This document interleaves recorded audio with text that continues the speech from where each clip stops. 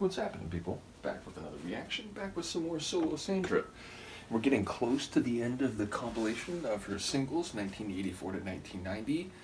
And the next one is Hiroshima, a city unfortunately most known for being hit with an atomic bomb. Even more tragically, they were largely a civilian population that was hit. It was not a military installation in any significant sense. So yeah, it's an ugly chapter of human history. I suppose it could be about, the city rebuilding. It could be the same concept but from a different angle. Again, whether that's temporally later on or in terms of, persistence in the face of brutality and so on. But yeah, I suppose it could be completely unrelated to the dropping of a nuclear bomb, but anytime you mention Hiroshima or Nagasaki, inevitably that's where you're inclined to think the message might be centered. So let's find out if that is the case. This is Sandra. The tune is Hiroshima, and it's the single version included in a compilation of many of her singles, 1984 to 1990.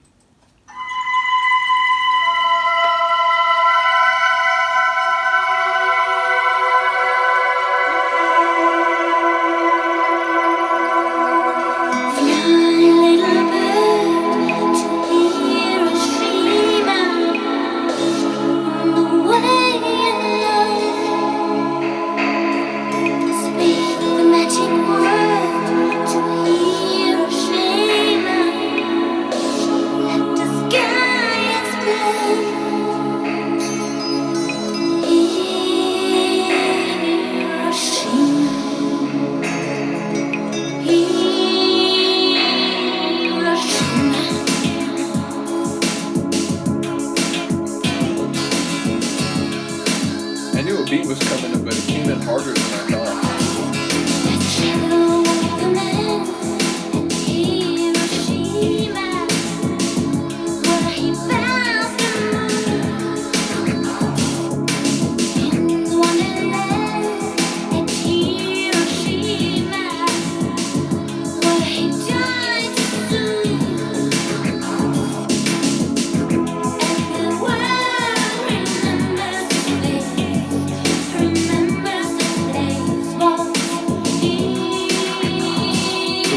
Remembers a place called Hiroshima.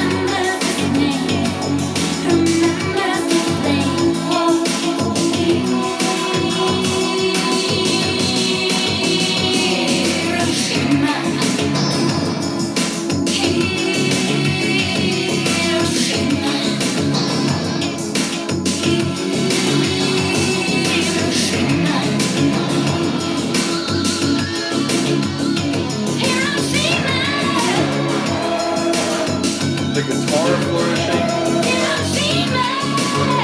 Sandra belting, the bass still grooving.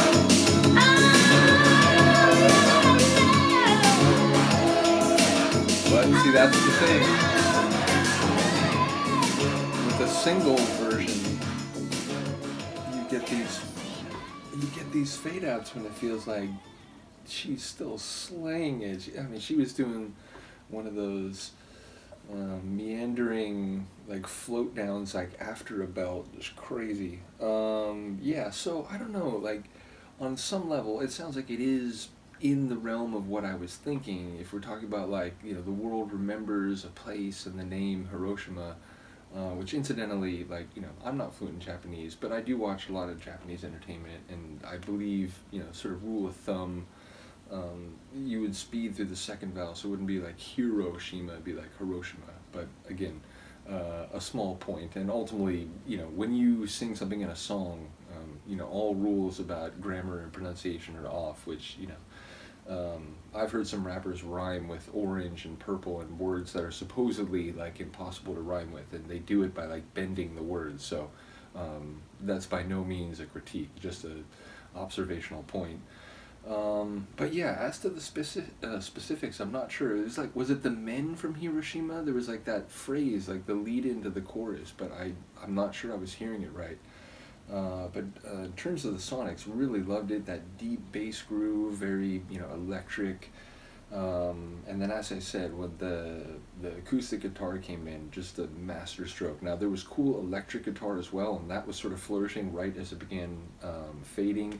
Sandra, you know, really hitting some like big vocal moments near the end, including as it was fading. But yeah, like just the moment when that acoustic guitar came in, wasn't expecting it, and it really just brought it to another level. So particularly like that. Look forward to hearing what people have to say. Like I said, we're getting close to the end. Let me look how many are left in the folder. I don't think it's yeah, it's 3. So it's Life May Be a Big Insanity, One More Night, and then Johnny Wanna Live. So yeah, 3 more. Big shout out once again to Yun for bringing Sandra to my attention, and ultimately shout out to Shafiq, who has provided the Arabesque material, which feels like, you know, we're getting now the earlier part of the story after beginning the later chapter. So it's cool to sort of, you know, get them in tandem. But yeah, like I said, cool tune, even if I'm not sure about the specifics thematically. Let me know what you think. I will see you next time. Peace.